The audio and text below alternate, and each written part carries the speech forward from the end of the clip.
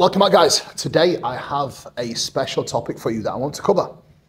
I always get the question, what would you do if you could take time back and if you could coach yourself when you first started? Now, that is a very intriguing question because, as cliche as it sounds, I wouldn't really want to change a single thing because the mistakes that I have made in past with my journey have allowed me to learn, develop, and become the person that I am today. They allowed me to become the athlete I am today, but also the coach that I am today. So some of the grueling preps that I've had, some of the mistakes I made around supplementation and general day-to-day management, they certainly put some hairs on my back. And they certainly led to me having to work so much harder than I needed to. And I definitely think there's value in making these mistakes because if I hadn't gone through these preps and I hadn't experienced the side of bodybuilding that can be so extremely challenging, I wouldn't have the mental fortitude I have today to be able to do everything that I do. So for me, a huge part of the process of bodybuilding is building your resilience and building your mental fortitude. The more resilient you can be to stress, the more resilient you can be to hunger, fatigue, or even the lethargy that comes as a part of the process within your bodybuilding, either deep in the off season or deep into prep, the more success you will have. You almost have to learn how to be extremely comfortable in an extremely uncomfortable environment. And you have to almost be able to live with that on a daily basis, because generally when it comes to contest prep, when it comes to off season, it's all about who can endure the most discomfort. And as much as we can mitigate some of the fatigue that is going to inevitably hit you when you are in prep, ultimately it's unavoidable.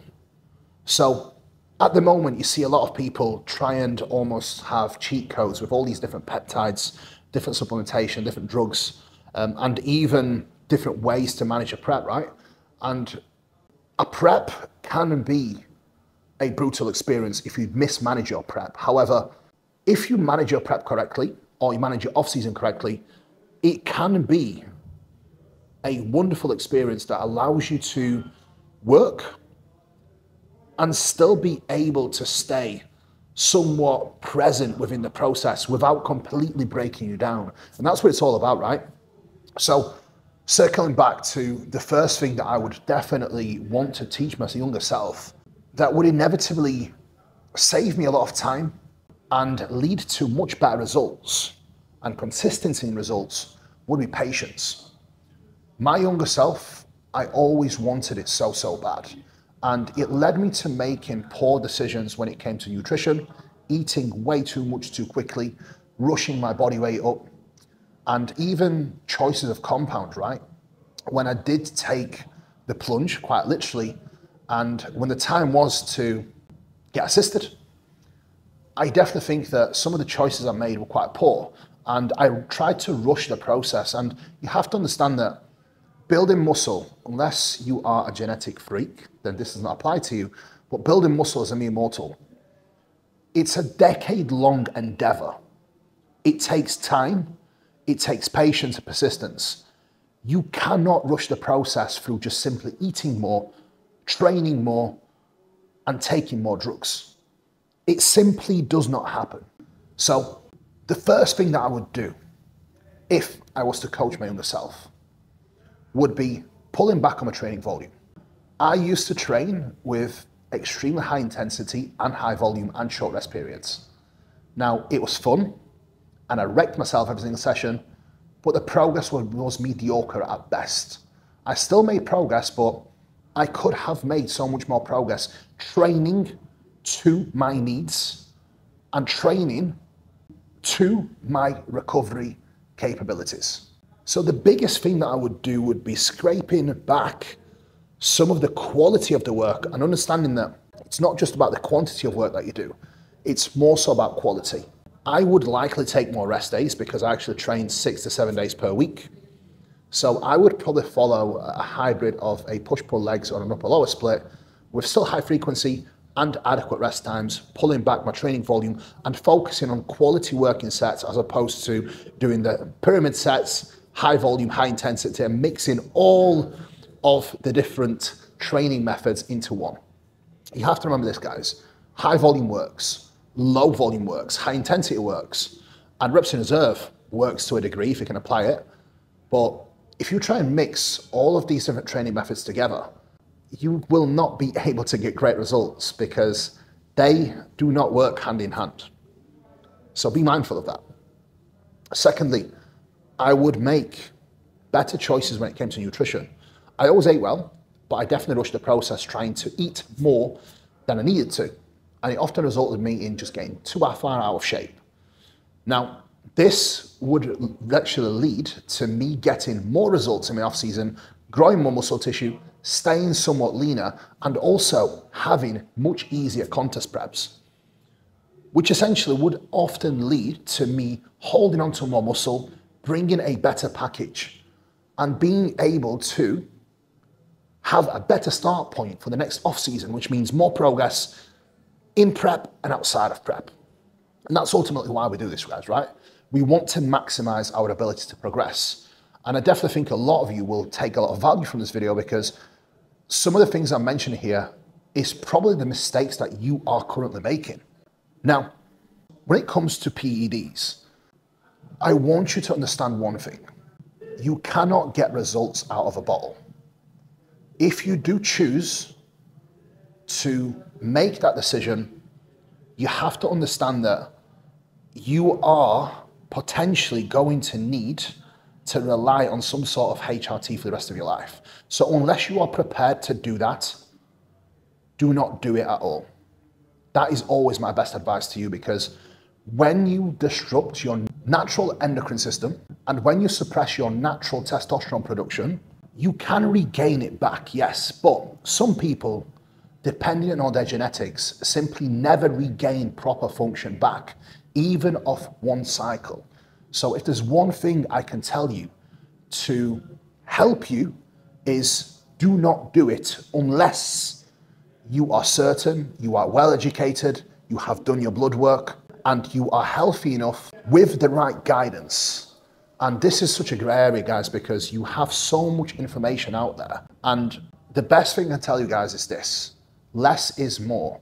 You are not going to get more results by simply taking more drugs or eating more food. And this is where I would always tell my younger self, you have to stay patient and you have to stay consistent. Results will come over time. It's just going to take hard work, persistence, and continuity to develop your process and learn from your mistakes to do better. Now, I would definitely tell my younger self to not trust popular educators at the same time, because back when I started, unfortunately, the knowledge was very limited. And we also had very limited sources of information, which meant that some advice that we actually received wasn't great. And unfortunately, we believed that advice like it was gospel. Right now, guys, I want you to challenge your coach. I want you to challenge your mentors. Anyone that is giving you advice, I want you to challenge them and ask them questions. Ask them the purpose. Ask them what does what, and what is the purpose of them suggesting you to do certain things. If they cannot give you an educated answer that explains the hows and whys, they probably do not understand the process themselves. And this applies to training, nutrition, and PEDs. Challenge ideas, challenge people's knowledge, and try to do as much research as you physically can. More research you can do, more knowledge you have, more power you will have. More power you have with that knowledge, the more you can apply it within your own process and more results you can actually achieve whilst maintaining better health as a result of doing so, or potentially avoiding any potential health issues that you may have. Now, this is me not trying to put you off from bodybuilding. This is me being real with you, and this is me simply voicing concerns, and this is me simply trying to give you the right piece of information from my own personal experience. Now, one thing that I can proudly say is I have always done my blood work. If you are to take part in bodybuilding, both natural and assisted, you should be having blood work on a regular basis to not only maintain good health and keep an eye on your health, but also be able to make the right decisions when it comes to certain protocols, and even the right decisions if it's the right time to prep for you as a natural athlete. If your blood work hasn't recovered, you might need longer time away from stage. So there is a lot of merit and value in running regular blood work. I personally use eval, and actually this weekend gone, I have just received my 20th set of blood work, which I will share for you all with full transparency here on the next slides, so you can actually see my blood work with your own eyes at 18 weeks out from my first contest. And breaking down the blood work, guys, it's actually pretty damn good. The only thing that is a little bit lower is HDL. However, my LDL is actually pretty damn low. So cardiovascular risk here is extremely low because my cholesterol is generally a little bit lower. Yes, the good cholesterol could be better, but that will always be suppressed with the use of supplementation. But in general, when we look at the health markers, they are on point. And the main reason why they are on point is because I eat a clean diet year round. And what I mean by clean diet is my diet consists of whole food, prioritizing my fruit and veg intake. You have seen enough full days of eating on this channel to see I almost have fruit with every single meal. I have veg with every single meal, and you do not see me eat any processed food. This is how I eat year round. Now, some of you that have seen this channel as well, if you are new, welcome. If you are not, you will have seen the emphasis I put on my health subs.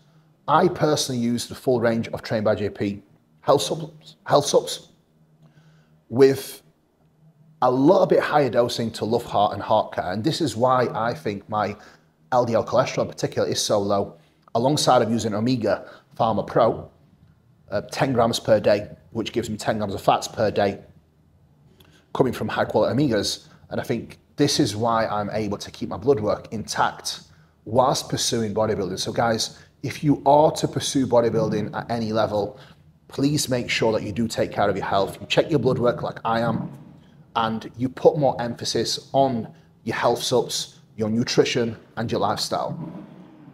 For me, I live like a monk. The only vice I have is my bodybuilding. And this is my choice to do that. And I try to keep the risk as low as possible through my nutrition and through my health supplementation. So guys, I hope you have found this video helpful. If you have, please comment below. For all health subs, visit Trained by JP. I will do a little bit more of an in-depth deep dive on my blood work, but this is my blood work just to show you guys that you can still stay relatively healthy whilst pursuing bodybuilding. And little things like consistency in your health supplementation will allow you to keep your hematocrit in check, like mine, and your cholesterol in check. Now, guys, please make sure that you like this video. And if you enjoyed it, hit the subscribe button, and I'll see you again soon, guys. Peace out. Take care for now.